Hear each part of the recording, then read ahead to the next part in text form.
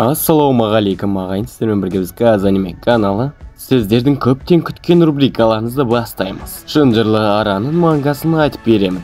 Шынжырлы ара адамның 2 маусымның 4 бөлімі. Алдыңғы бөлімде айтқанымда 500 лайк жинап қойыпсыздар, ендеше бұл видеоға да 500 лайк жинасақ келесі бөлімін тезірек шығаруға тырысамын. Сондықтан да лайк басуды ұмытпаңыздар. Ал ендеше бастайық.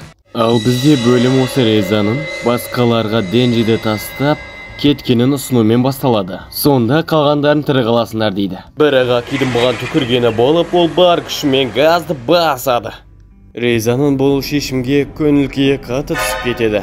Және ол қуып жетіп, бар күшімен жанталасып көліктен шығып алып, енді жарайын деп бум сөзін айта берген кезде, бірақ бұл жоспарын бізде төбелескі жым быт-жытын шығарып жібереді. Яғни ол Резаны бір теуіп көліктен айналдырып жібереді. Сосын ол да түсіп төбелеспекші болып жатқан кезде Реза оны бір соққымен ұшырып жібереді. Олардың Резаға күші жетпейтіндігін білгеннен кейін олар айқаймен қашуға тырысады. Жаңағы төбелеске келген жын артқа қаша бастайды.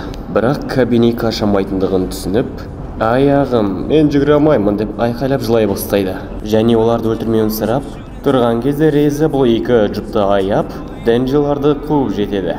Және міне ол оларға жетіп алады.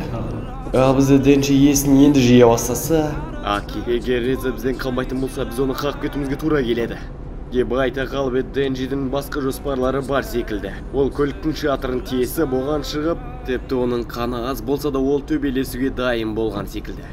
Осы сәтте Денджи мен Реза біраз сөйлесіп қалады. Мен біраз қызбен сөйлестім. Барлығы мені өлтіріп, менің жүрегімді алғысы келеді. Барлық қыздар бірдейсіңдер деп айтады. Дәл осы сәтте мен Денджиді қатты аяп кеттім. Денджиге бір әжептеуір жақсы қыз жолықпай қойды ғой.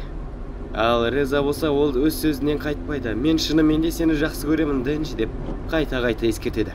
Денджи ойланып, не? Шынымен ба?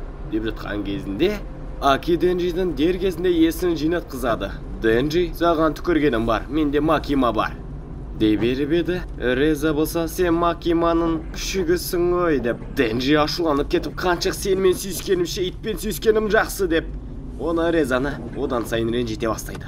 Еске алатын болсақ, Денджи жұмыс жасап жатқан кезде адамдар өлетін болса, ол Денджидің жұмыстан кететіні туралы сөз бар еді.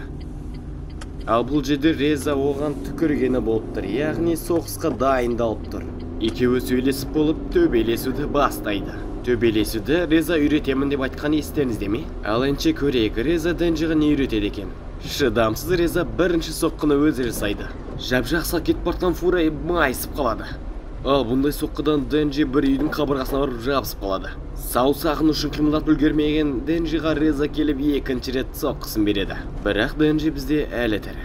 Осындай керемет сәтті Денджиға Реза, сен өз күшінде ертерек түсінгенің дұрыс. Жай араны сарпай бергеннен пайда жоқ деп айтады. Сөйтсек Реза өзінің бір саусағын Денджидің арасында қалдырып кетіпті. Және бум!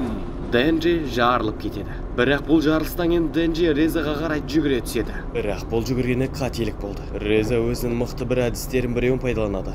Бұл мықты әдістен Денджи бірнеше этаждарға көтеріліп кетеді. Осылай Денджи аспаннан бірақ шығады. Қаланың әдемі көрінісімен Денджи аспанда қалықтап тұр.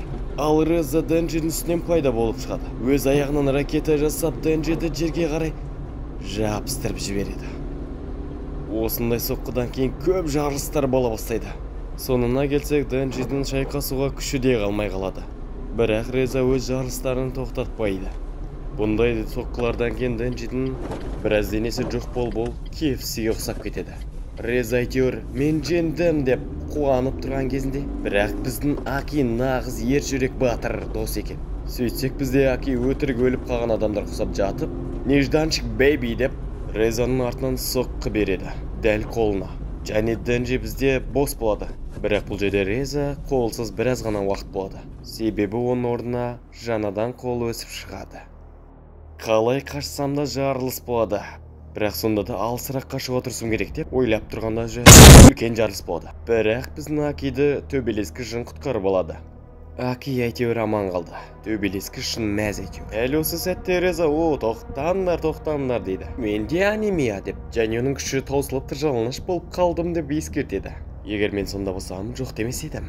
Жарайды, алға қарай кеттік. Реза болса бізде 2-ге 1 болмайды. Маған паразым келіндер дейді.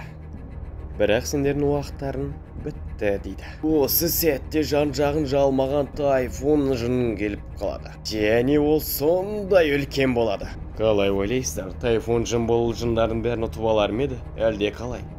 Осы кезде бізде пеште жын қосыла кетеді. Өлейін деп жатқан қызды тауып алып, сен өте жақсы жансың, сен жақын арада жұмаққа түсесің деп айтады. Бірақ бұл қыздың орнында болсаңыз, жақсы деп бәрі айта алмас едік. Жарайды, кеттік.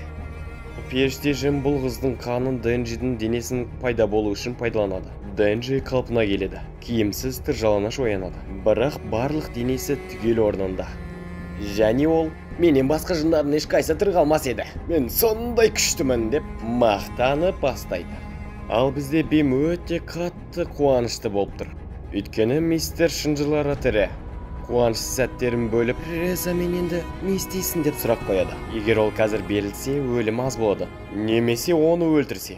Ал барлығымыз білетіні Денджи ешқашанда берілмеген. Сондықтан да таңдауды біліп тұрсыздар. Эй, Бим, сен шынжырлары туралы білесің ғой. Оның күштерін айтып берсеңші. Деп пеште жын сөйлейді. Және Бим бізде кішкене әйтеуір үйтіп-бүйтіп күшін айтады. Менде шынжырлардың арқасына тез жылжуға болады. Солай. Әлгі катана жын сияқты қозғала алады екен. Немесе Реза өзін жарылыстар сияқты. Және бірден Денджи акула жынға тезірек айнал деп. Және қорытындысы осындай болады. Денджи бізді ковбойға айналып кетті.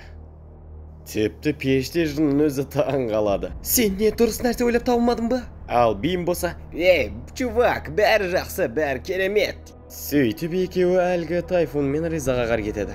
Реза болса күлкіден жылауға сәл қалады. Денджи қайта оралған үшін өкіндіріп жіберемін деп Реза қорқытып қояды. Қайта оралғаныма өкінбейтін шығармын, солай ма Бим? Солай мырзам, солай. Қазір бұл қаттының көтін. Және түсінгендеріңіздей бұл жерде қазір фарш болады, фарш. Ал бізде енді осындай керемет жерге келген кезде бұл бөлім бітіп қалады. Енді құдай қаласа келесі бөлімде кездесеміз, сіздерге айтыңыздаршы. Бұл бөлім ұнады ма әлде ұнаған жоқ па? Мен барынша әртүрлі дыбыстар қосуға тырыстым.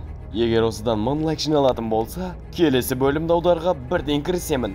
Жақын арада сіздерді тағы да бір мангаларды дыбыстайтын боламын. Сондықтан да сіздерді әлі алды күшті жаңалықтар күтіп тұр. Сондықтан каналға жазылып лайк басуды ұмытпаңыздар. Сіздермен болған мен Казаниме каналының иесі Нұрдос. Қоштаспаймыз.